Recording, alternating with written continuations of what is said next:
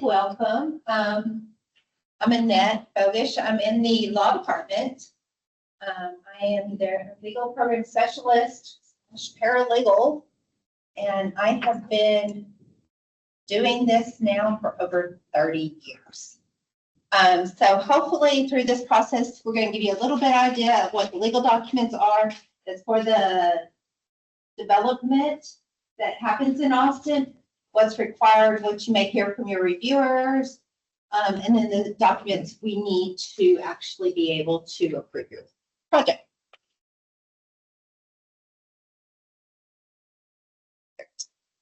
So once you have a project in for the city, we can't look at things, we can't tell you what kind of document you're going to need until you are in for a permit of some sort. That's where all of your comments are generated from. What are the reviewers seeing?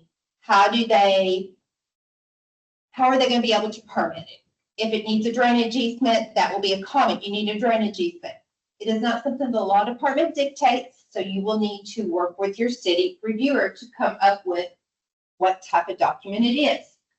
From there, we will also go over supporting documents. We're going to do the submittal, some common pitfalls, and hopefully what you can take away from this course. As I said, your city reviewer is going to identify the correct forms. They refer you to the city's website. I will say, if you like to download things, always go to the city's website. We put all our current documents on the website. If we update a document, it's going on the website. So by going to the website, it is something you can always have the most current version on. From there, you're going to gather everything up, turn it in. Don't turn it in to me. I press delete on my computer. I really need you to send those to reviewers. I am one of two, and we look at all of the city's development documents and easements. So if you're sending it to me, I don't know what kind of comment your reviewer had. I need you to be able to send that to the reviewer so they can tell me then, this is a project it's called, this is a site plan number or subdivision number, and this is what I need the document to accomplish. They will tell me that, I review it. We noted, if you notice that said point of contact, that's because as we do it, we email the point of contact. We are not part of Amanda yet, so comments do not go through Amanda. That means you're not in a review cycle. You're not waiting the normal turnaround days before you get comments again. They're instant comments.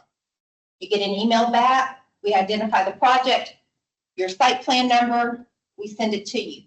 You send it back directly to us, we're going to respond to you again, okay? We'd like to do this with a point of contact because if you have multiple people working on this project, it can lead to lots of confusion. For instance, if I gave the 3 people on the front row comments, but the first one makes it, the second and third one don't understand it. Or if you're needing a supporting document, I don't need 3 people providing me the same document, especially if it's a document your client is paying for. So we try to deal always with the point of contact. The exceptions to those would be if you have an attorney. If you have an attorney and we do know about them, we will contact the attorney and our communication will be with the attorney. They then will reach out to whether it's a legal document and they're going to do, whether it's a surveying issue, the surveyor will do, and they'll reach back out to you to get that information. It literally is to try to help speed things along. And so we have that one voice. The person who's responsible knows the status of it. Within these initial submittals, you're going to provide supporting documents. Some of these you may have right off the bat, some you may not. If you don't have them, you're going to get a comment that just says you need them. Some meets and bounds of the easement area. Because I don't see your site plan, I don't know what's required for your project. I need a picture. Give me a picture so I know. Meets and bounds, the sketch that goes along with it. The city reviewers are responsible for looking at those exhibits. We do glance over them. So if I see an easement document that's referenced in Travis, but your meets and bounds says Williamson, I'm going to call it to your attention saying which one's right. Okay, and believe it or not, it happens more than you would believe. Ownership and lien searches. Ownership and lien searches are usually something a lot of people will wait till they get over in my office. The reason why is this is something a title company performs. There's a fee for this that your client pays for. And because of that, if you have multiple documents, you have a restricted covenant, you have drainage easement, you have a water wastewater easement, they will wait until all those documents hit my office, so they're incurring one cost. Same thing again, if you do the very specific area, you're going to get stuck paying for multiple ownership and lien searches. So we usually will tell you, do it over all the property because then it covers everything, okay? If there is a lien, you will need a lien holder consent. Liens also venture into mechanics and materialmen's liens, tax liens, child support, court cases, anything that is a lien that some other third party would have an interest to. We will need you to consent to those. And an affidavit of no liens is if you have no liens.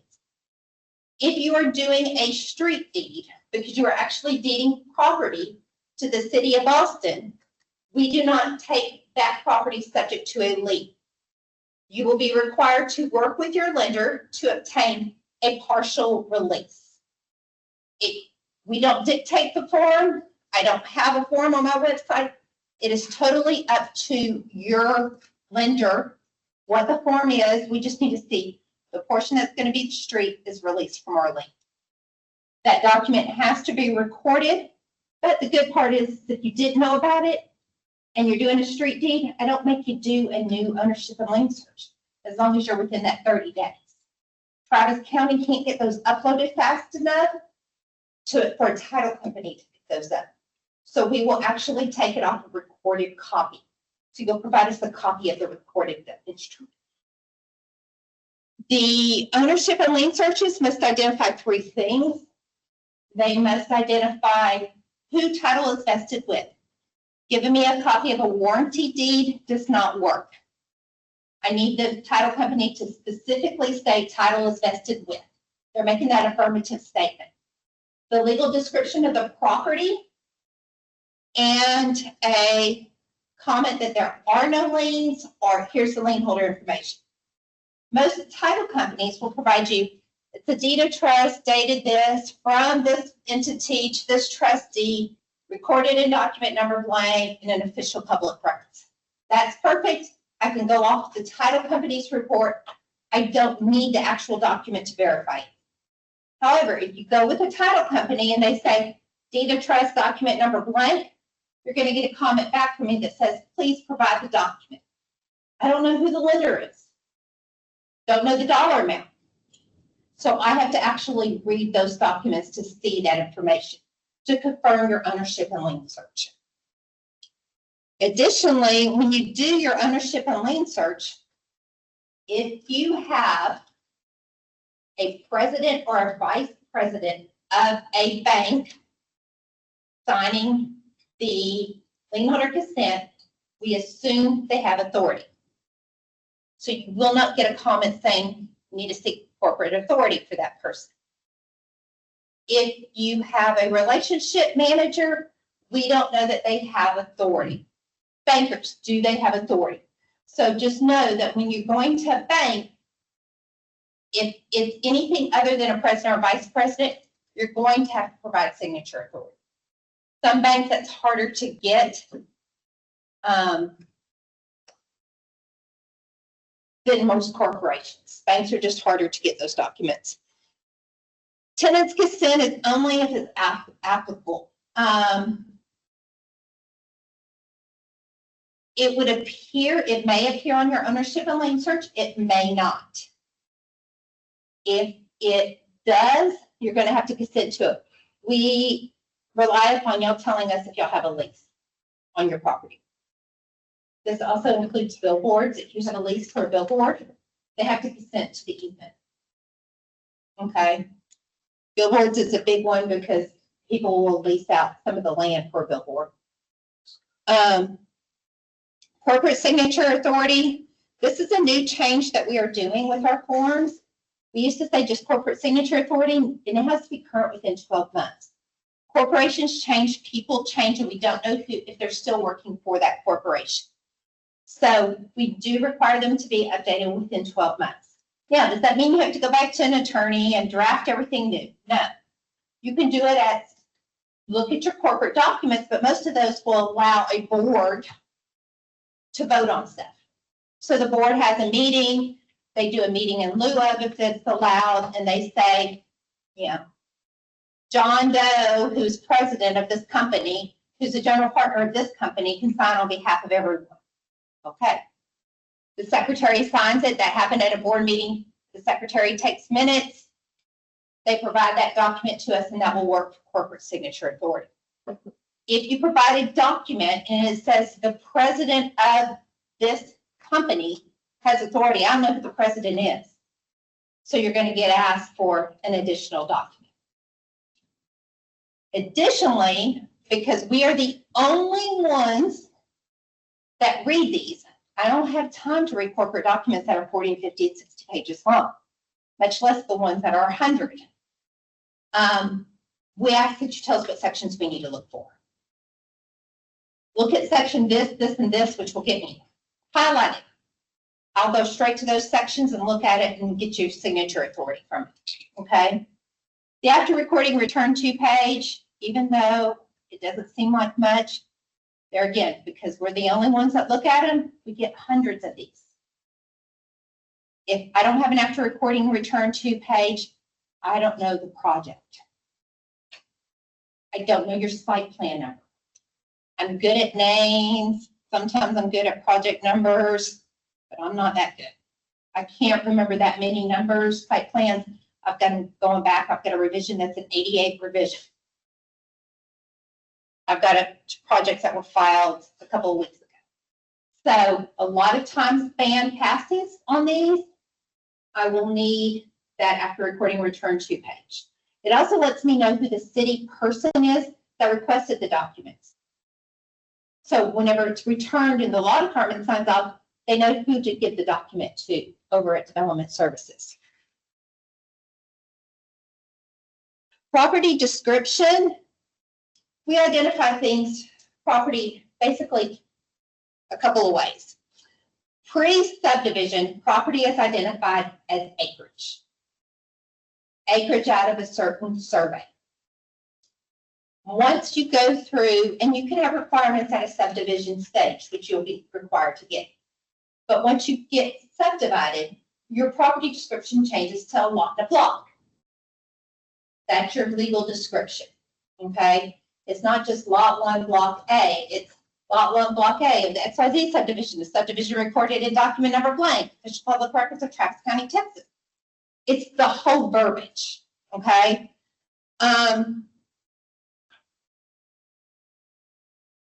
The exceptions to that is if you qualify, and we do require you to, they have a process over at Development Services called land status determination. So basically, there is a state provision that allows you to get land status without subdividing the property because it's been in that configuration for so long, because you had utilities in that configuration. If you can meet those requirements, then Development Services will issue a land status determination. That then becomes your legal description. In addition, is if you have gotten over to my office and you do not have legal lot status, 1, you're going to have to get legal lot status, and 2, you're going to have to go back and put that on your site plan. That's how you're getting to develop on a piece of land that's not a whole. You'll see these as the west 15 feet of lot 6 and the east 15 feet of lot 14. Who cares? I mean, it doesn't make sense, but way back when it was surveyed, when it was developed, they took half of a lot and half of a lot. There are certain parts of Austin where this is very, very common, where you will see portions of lots. We also look for is if you have, and both the property, all of the subdivision, the acreage, and the legal lot status will have those as an exhibit. So everyone knows why you're developing on a piece of land that's not been subdivided or the legal description of that property, and you're going to attach the legal lot status determination. We want to see that you've gone through the steps and the city has determined that's a legal lot for that purpose. It is not something the law department does. We just look for that document. It's something that Development Services does. I think Patrick Collins over here is the person who does this. Meets and bounds are another thing I will say you're required to do. If you have a picture, great. If you were working on meets and bounds, you're early in the process and this is gonna be a comment and you submit. Perfect. But I need meets and bounds of the easement area. If you're still working on it with watershed, because your easements may vary a little bit. Okay, provide me a picture. It lets me know. I'm very visual, so pictures work a lot of times to get that information to where I can at least give you a preliminary comment. The next couple of slides are basic signature authority documents. If your corporation is, you'd be looking for a resolution of corporate authority. There again, if they're not current within a year, you're going to have to update those. But if they're current within a year, resolution of corporate authority works. Okay. Limited partnerships, you'll need the partnership agreement. And if there's a general partner, you need the resolution of corporate authority. That may be in one document, it may be in two, depending upon how they work.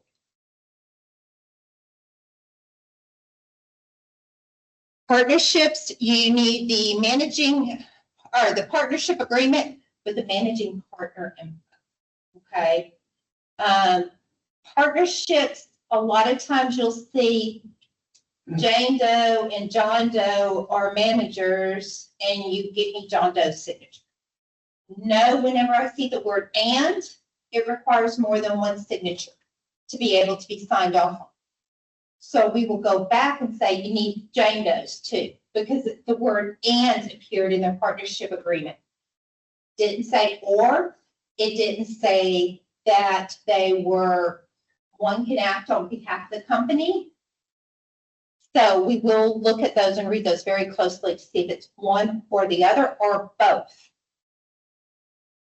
Limited liability companies, we need the corporate resolution state naming who's authorized to sign on behalf of them. And then DBAs, the assumed name certificate.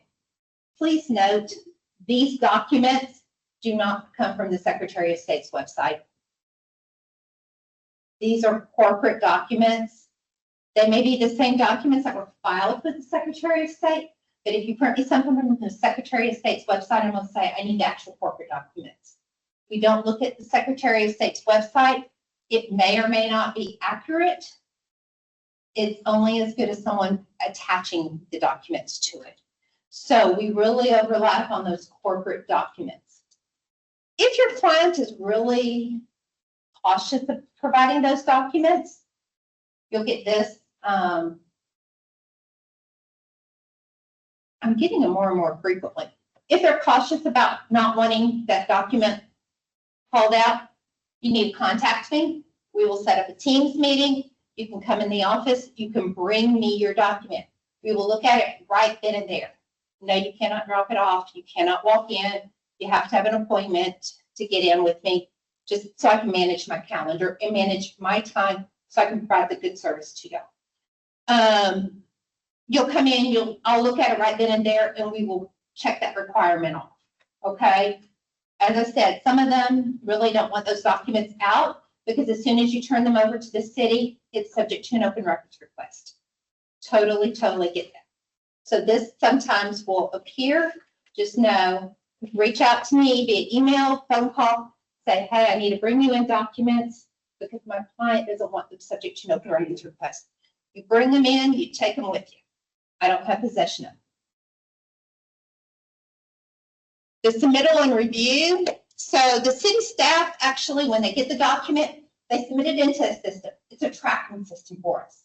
It shows the date they sent it, the time they sent it, and when it gets to me. So I always look at them. They'll attach something, anything they attach today is logged into the system tomorrow. It's always the next business day. We review it, we provide comments. There again, we provide them to the point of contact or the attorney if we know that they have an attorney. Point of contact's going to respond, edit the documents based upon my comments. We go back and forth.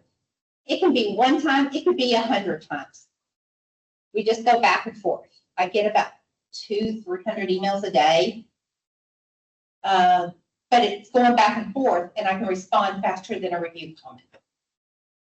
Sometimes you may not be getting a comment from me, and you'll be like, hey, I checked with staff, and they said they sent this to you a week ago. Well, there may be a reason I haven't looked at it. Was I in the office? Was I on vacation? Was there an issue with the document they sent, and I need to reach out to staff for a clarification so I can provide comments? Sometimes that happens. If I can't, especially on restrictive covenants, if I can't read your restrictive covenant and draw a picture that pretty closely matches what your exhibits are doing, something's off. So I may have to reach back out to staff and say, what exactly are they doing? Or if they're saying it's a drainage easement with obstructions, and I'm like, what's the obstruction? What's in this drainage easement? Drainage easement is supposed to have water flow through it. If you've got an obstruction, what is it? Does it impact the drainage use? And then, so we'll go back and forth on that. And then once it's fine, you're going to get an email that says, document is good to go. Get me a signed version. That's your cue that you have done everything we're going to ask for, and you send us a signed original. Okay? Sometimes, like I said, it can go back and forth. If you just haven't heard from me, from staff, and you're wanting to know, do y'all have it? You can call me. I can look it up real quick. There again, it's a computer tracking system, so all I have to do is put in a number, and it pops up whether that document is there or not. And then the common pitfalls, things that can delay the project. Missing or outdated supporting materials. Delays it in the fact if you're getting an ownership and lien search, because the title company has to perform that. If they are a plant, that could take some time. If they do it in-house, it usually goes a little bit faster. It's something we don't control. It is something y'all do. Okay. Ownership and lien searches are a abbreviated version of a title commitment. If your client wants to pay for a title commitment, they are welcome to pay for the title commitment. Title commitments are around 350 plus. Ownership and lien searches are about 100 to 150. So it is totally your client's call on what kind of document they provide. Now, if they send me something that looks like it was typed up and I could have typed it up and put a title company's name on it and it's not signed, I'm going to send it back to you or put a comment. I need to know this came from a title company. There again, I want it on their letterhead. I want it signed by them so we know we can rely upon that document. Okay.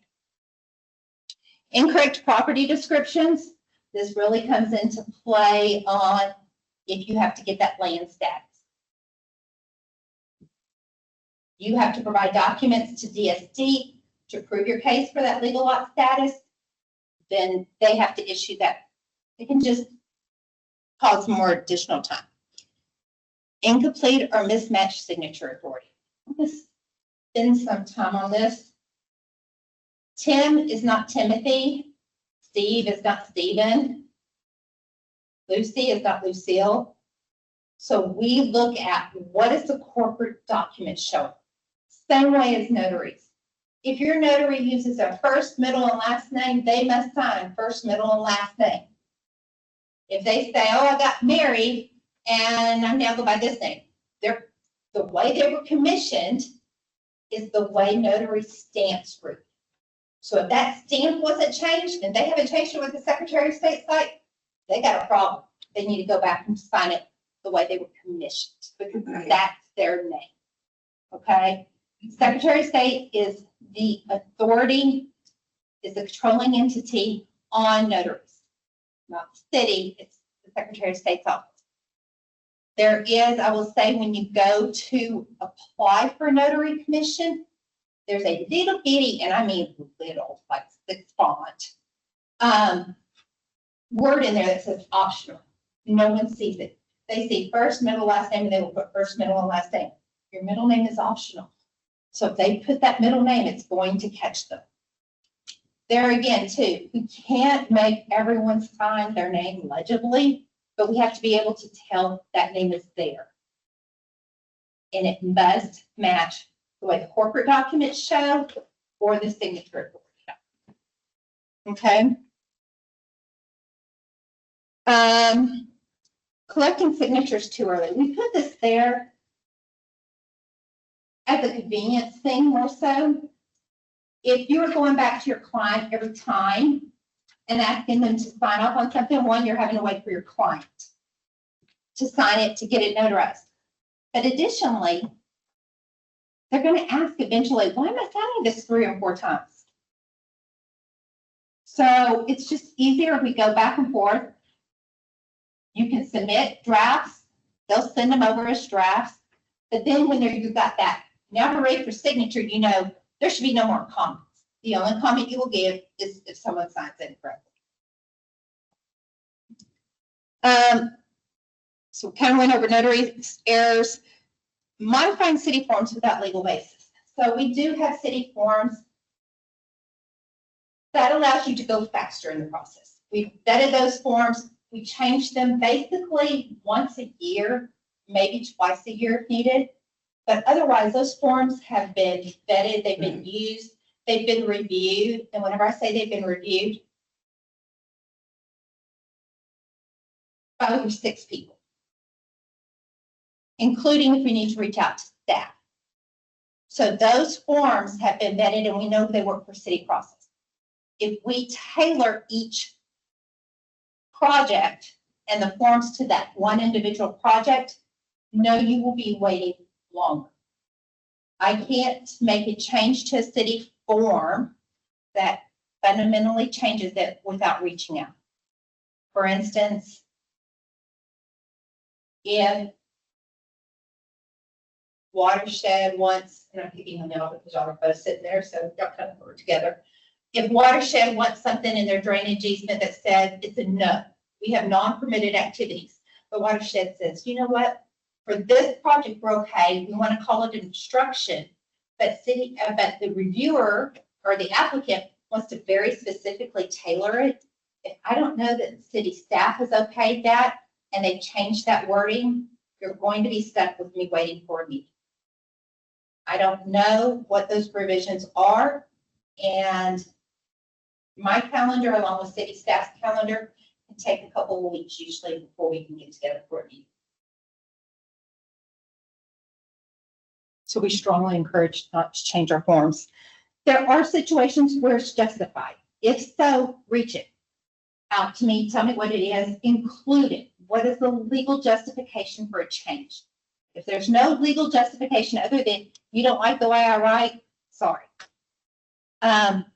For the most part, so you are aware, the forms came from the state bar in and of themselves, because I kind of started with those. The final takeaways from this, we really want you to be able to understand, how do we get you through this process faster? It is not something we want to slow a project down. We want you to be able to build. I have so many of y'all in my office. I want you in and out. If I can get you in and out fast, I'm going to get you in and out fast. So we really want to explain why it takes some time, why we can delay at times, because we're needing additional documentation, the requirements for it. You know, you're thinking corporate authority. Why do I need corporate authority? I know who's going to sign. What if you think you have authority, but you don't? If the corporate document says, I gave it to Sonia, and you're the manager of the company and you think you have authority, but all of the corporate authorities say Sonia has authority now. Y'all don't have authority. So we really do it so we know the person signing the documents have authority to find the entity that's granting that easement. We want you to be able to leave with a greater understanding of supporting documentation. There again, sometimes you'll go to a title company. You'll say, I want an ownership and lien search. And they'll be like, what? Could be called an abstractor certificate with it. We try on our website to provide instructions. These are the 3 things I need that document to encompass. They can call it whatever they want, as long as it gives me those 3 things. Just know, if your client chooses to do a title commitment, they're always going to have that information on there. They give me more information than I need. And we want you to be able to avoid common mistakes that can result in project delays. There again, want you in and out as fast as I can possibly get you. We just have to make sure your project is meeting all the legal requirements we need so we can permit that issue or permit that project. It is something we strive for. So everyone is aware. I try to look at documents once I receive them within 3 to 5 days, business days. So we try in and out quick, and I'm going very fast. So if you have questions, let me know that it's hot in here, and so I'm trying to get you out. Our city's development website is on the development service page. It is not a city law department page. It's on development services. Development services is who's issuing the permit. All of our forms are on that website. We are working with other departments. We recently added parks to this. So if you were doing a park agreement and they say you need a parkland improvement agreement. Last year we added the parkland improvement agreement on there. So y'all can start earlier in the process and get your parkland improvement agreements on. So we always will update this website with those development forms for a project to be permitted. And then if you have any questions, they included my email address here. You can also reach out to call me. No, my office phone does ring to my cell phone.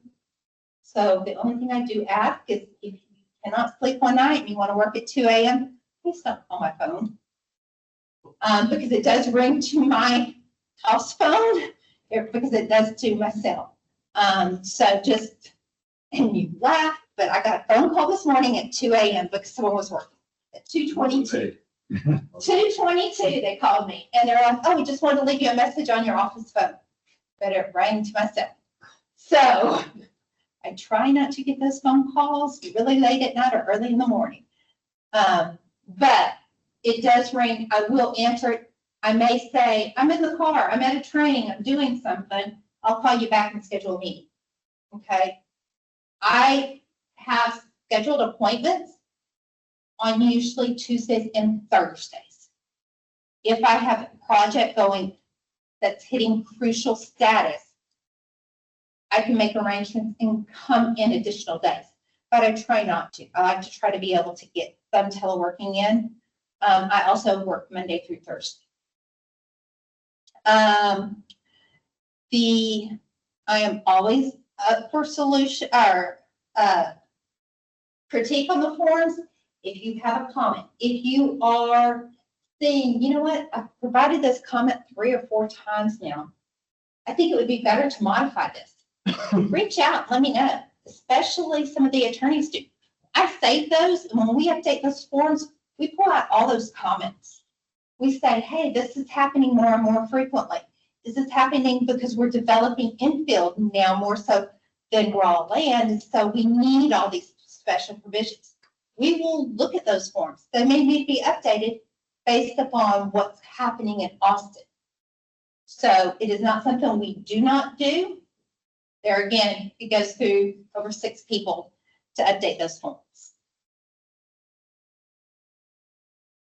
We try really hard to make this as easy as possible. Anything else? Yeah. I think that, and by the way, I am not here at PDC. I'm at City Hall. So if you ever need to meet with me and you come to PDC, I will not be here. I am over at City Hall, so when you do need to meet with me, it will be over at City Hall.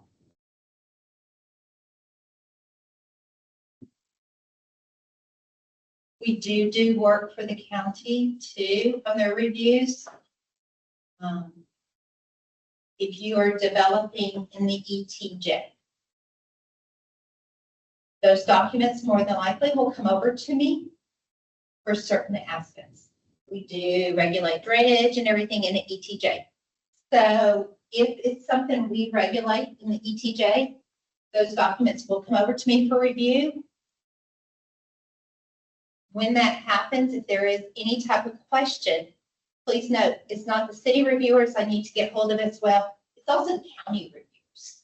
And the county's reviewers and their regulations are different than the city's reviewers and regulations. So sometimes we will have to go back and forth for several meetings to get you an answer on what's the status, what's going on. It's not that we're not being sensitive to your projects.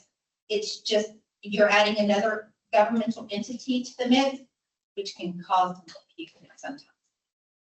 Most of the time it doesn't, but the regs, I am not a county reviewer, so sometimes that does require a little bit more research. The city's got that down pretty pat. On most of our easements, with the exception of a couple in parks and a couple in water, wastewater, a couple in energy, are non-exclusive easements. You can stack easements on top of each other. Those three departments have exclusive easements. If you record an exclusive easement first, and then you're trying to put a non-exclusive easement on it, you will not be able to do it. You will be redesigning your site. So please know there is an order of operations on those non-exclusive easements. Do require them to be filed first. And I do work really hard in reminding you, if you have a scheduled appointment, to drop those documents off. Do not record this until the wastewater vault is recorded. I try to point those out to you again, because I know you've got a million things on your mind. You're just wanting that permit so your client can build, which is great, but it can cause problems with your design. As we develop more and more inside, the areas become tighter and tighter. So if it is an exclusive easement, just know you won't be able to use that, and it gets recorded first. You won't be able to use that area for anything else. It does lock that easement area down. If you are developing something on city land, if you're an engineer here and you're working on a city project, y'all have a whole new process, a whole different one. Y'all just need to reach out to me if you have any questions. Okay? The city drafts those documents for you. Otherwise, I do not draft them. I will try to steer you in the right direction as far as what the changes should be. There may be some you just get words you need to fix. If you got legal lot status, I don't know what your fix is. If you tell me it's 124 acres, I said the Santiago del Valle survey. Okay, where? When? Can I get more information? I don't know how to fix those things because I don't know your property. I don't know your project, where it's at, how's it defined. So sometimes you're just going to get the comment you need to fix it. Sometimes you'll get the comment fill in. If you didn't fill in the corporation name and the type of entity, you can fill that in. So I also have to walk a fine line because we represent the city. That is my employer. I don't represent your client.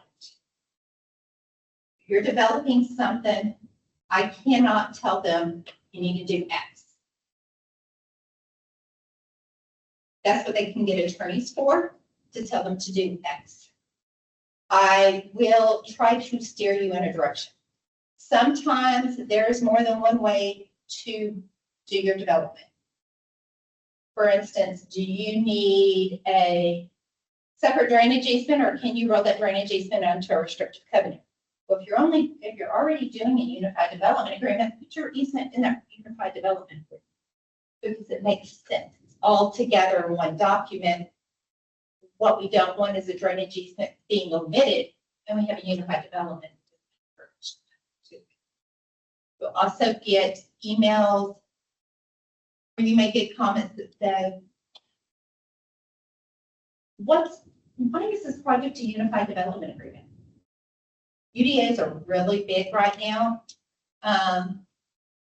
because you don't have to go through a re-subdivision process again.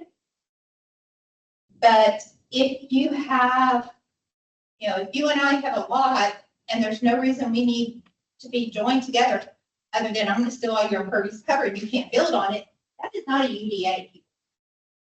Code allows you to transfer and receive impervious cover if you can meet code requirements. If you cannot meet those code requirements, you need to look at subdividing the property into a lot. Okay?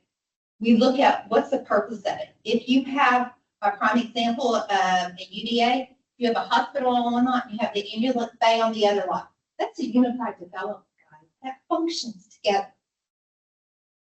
If it works together, that's the whole intent of it. If you have a building that crosses lot lines, that's a unified development. I can't cut the building. Okay? But if you are just using it as a way to avoid code, it is not a way to avoid code.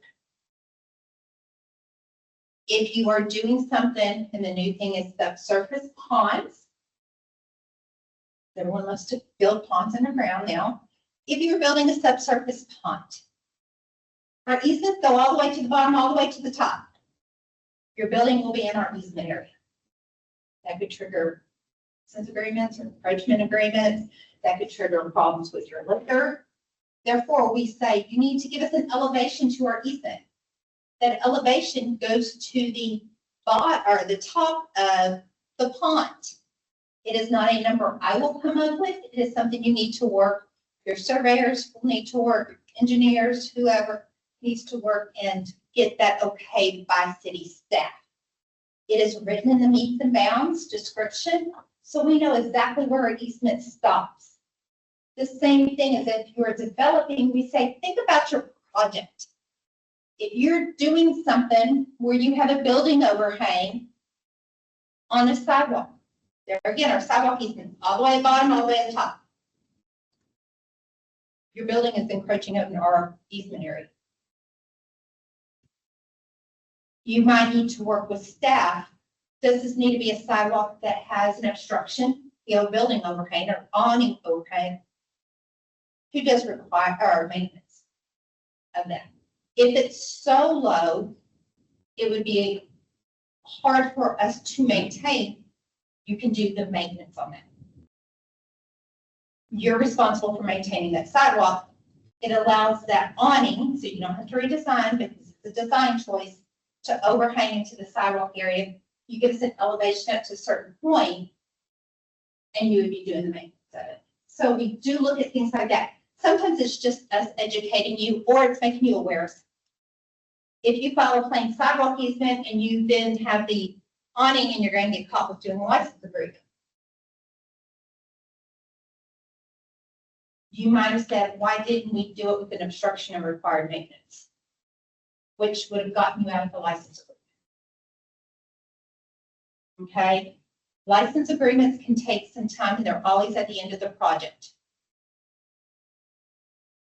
Likewise, if you are running out of time and you're wanting to defer easements or restrictive covenants until a CO, a lot of permits does not chime in on them. That is a reviewer call. You need to work with the reviewer. What they will do is, if your reviewer is like, okay, because of X, we're going to allow it this time, they're going to reach out to me and say, hey, they've been responsive to you.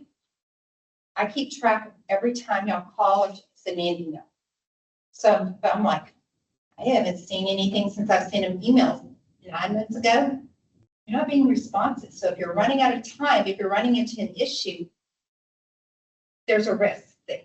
So we have to weigh the risk to the city if they do it. If you have funding, you have a hard close date. If you are doing any type of affordable housing and you are getting federal funds, as soon as you know those documents are in my office, you need to be shooting me an email. I have a closing this Friday. Federal funding has to be pulled by the end of the month. I need, in every email you send me, put that in there. That lets me know my hard deadlines. We don't want you to lose out on funding or something, especially if it's the federal government, but we don't know that information. That's something your client would know.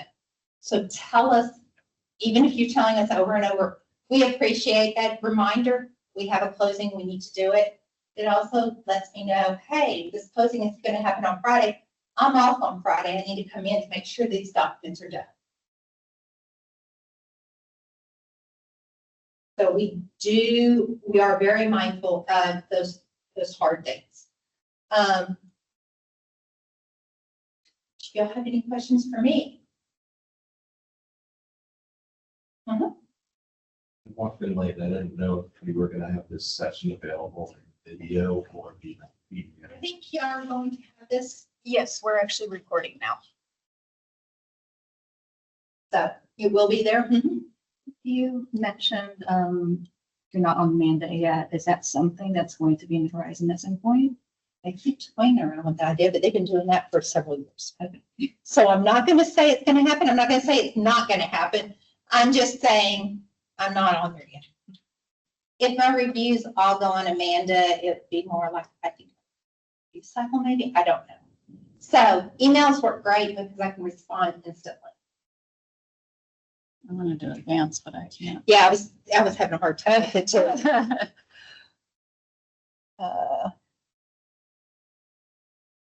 Yeah, now it's not coming up at all. There it goes. And then they have this little QR code for you. If you wouldn't mind filling out their surveys for them. Know if you're with a firm, you have additional questions. You want something tailored. What are my issues? You know, what do you see over and over from the departments? Or what's the comments coming in? You can always reach out to me. I do go to firms and I will do a training for you.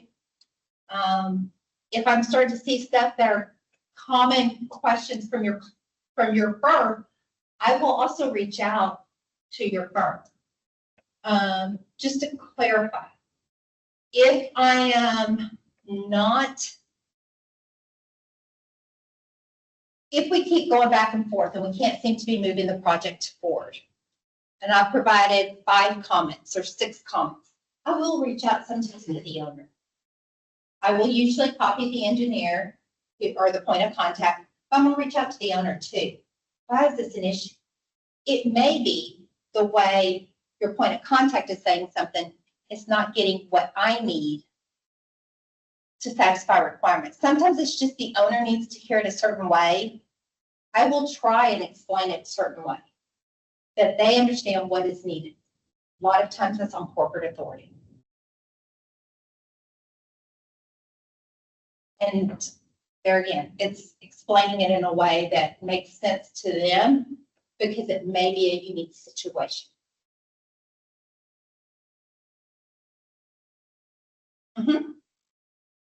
When you referenced if you're doing a project and going through the county, I think, did you reference like a lot of it's the watershed type stuff? DSD, or drainage is one of the things we do review for the county. It is something that is in our title that we get to do. It's in our city code as our joint reviews. So a lot of times, if you have a project in with the county, got a drainage component to it, watershed or drainage will look at those documents. They'll send them to me then. Would you say, and maybe, maybe there's no answer for this, but if you're doing a project with the county, I'm thinking of something out in Cuernavaca.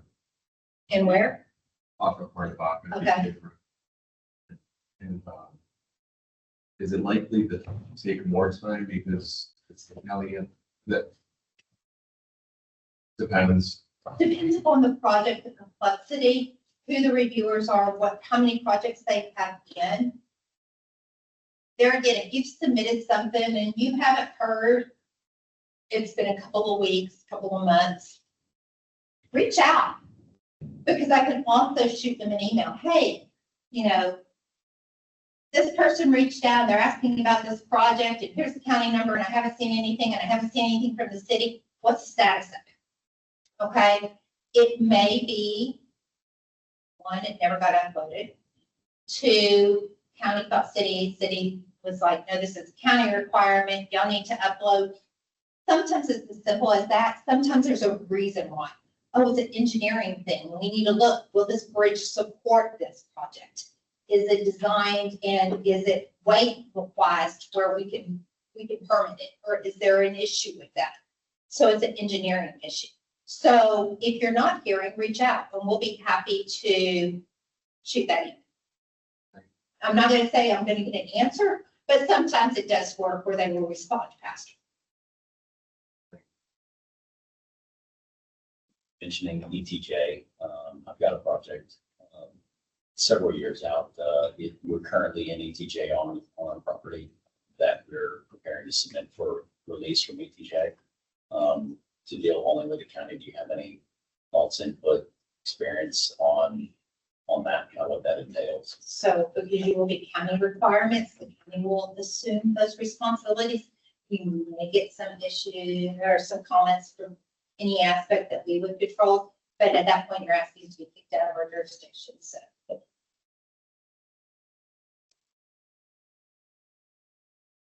And who knows what will be by the time you get around to permitting it.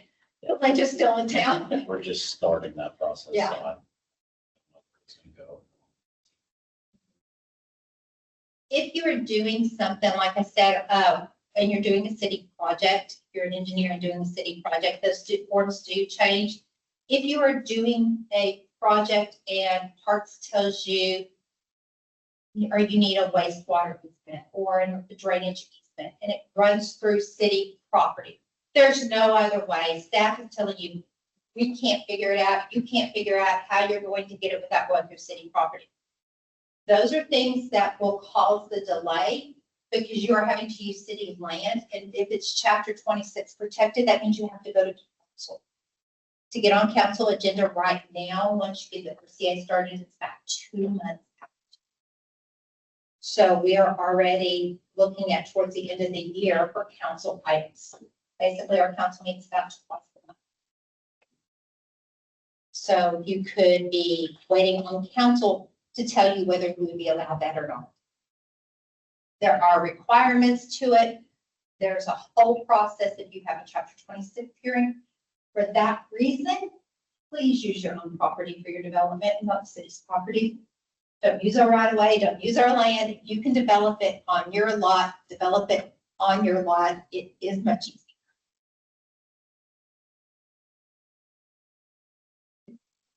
So at the beginning, you're one of two people that's. I have a new person that just started. Yes, that person's, her name is Carome, and she is been with us for about 4 months. 5 months, we're on there. Is that right? No, oh, okay, no. Brand new, and she is learning real estate. So sometimes it may be if she's reviewing something, the delay may be, I need help on this, and she's having to get with me to figure out how to help. I do try to think, if you want to do something and you just can't figure out a way to do it, a lot of people will come in the office and they'll be like, brainstorm with me. I don't know if they're going to work or not, but I can throw out ideas. And sometimes I will throw out ideas. They can attest to this. I'm really good about telling you, what about this? What about this? What about moving that easement here and do it? It may or may not work, but it's things you can look at. And if you're just stuck sometimes and you just need that fresh pair of eyes, happy to do it if I have time.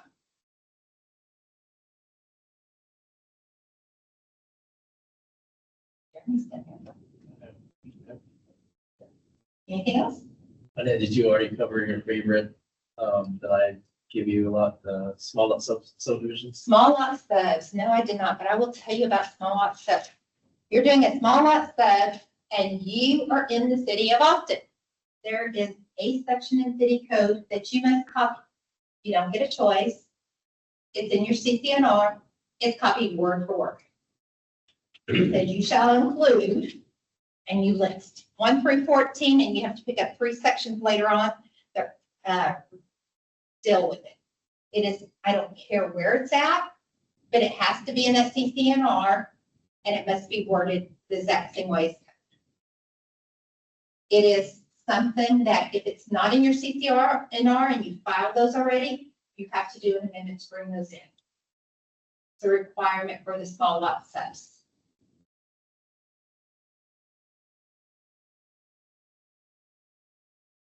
And sometimes that's hard. Small lot subs too, know if you're already part of the CCNR and you've already sold out homes. Why you would have sold off a lot before you got a permit? I don't know, but if you have, those are now owners, they must sign the document. If you are doing anything, our documents say, in our restrictive covenants, they require all the owners of the property. Your property as a whole, it's not one lot. So unified development agreements, everyone loves you in that honeymoon phase. But when you want the divorce phase, that's a little harder to get to. So we always caution people, if there's an easier way of doing it, where you don't need, you can do ponds on one lot, and yeah, ponds on one lot, that's not a reason for you to get it. We can do a restrictive covenant with a benefited owner, which gets you out of that marriage. So you might get a suggestion, hey, all you have is really drainage and a road. You can do a joint use access easement. You can do a restrictive covenant with benefited owner. It's a less of a restriction upon your clients if they go to redevelop or any type of revision. Or maybe easier on your site plan if you're only developing one of those lots, because you're not having to get a person to sign every single time. It's that signing of every single time. Additionally, if they are married, it's both husband and wife. If it's private property that you bought before you got married, unless, you can honestly say, I have never commingled funds. I have a separate income, a separate checking account. My husband hasn't, or my wife hasn't bought a light bulb for the house. They're going to be stuck signing that document. Texas is a community state. I've only seen one lady. She actually brought in her banking account, which showed she gets a check every month from someone, and the husband's not even allowed on the property. It's a family estate. He has his own down the road, and she has her own, and they keep it separate. They're very happily married. Because they each have their own. They don't have to commingle. But once you get commingled, I always tell someone, unless you can say you haven't bought a light bulb or a roll of toilet paper or something like that, they don't have that happen. Anything else? I appreciate it. Thank you so much. I know it's hot in here. I kind of went fast because it is so hot, and I didn't want y'all to sit here with this heat. But I really appreciate it. And hopefully this helps. Y'all can get through processes faster with the city. There again, we really are striving to get y'all permits as fast as possible. That is our main goal, is to get you those permits as fast. What were the 3.5 exclusive easements you mentioned? They're electric, not all electric, but some electric, some water, wastewater, our water department and parks department. And there's not all their easements, but there's certain ones. If it's an exclusive easement, you will see the word exclusive in the first paragraph after the definitions. And the other one, if they don't say, it just says an easement, it's a non-exclusive easement. If it says an exclusive easement, that's the one. A lot of times the vaults may be in the sidewalk easement area. So it becomes a problem if the vault gets recorded first. You can't put the sidewalk easement in there. So, and there's requirements because of the use purpose that they serve, the use. So we always go back to what's the underlying use, does it impact that use? Mhm. Yes. Thank you, I Thank you. appreciate it.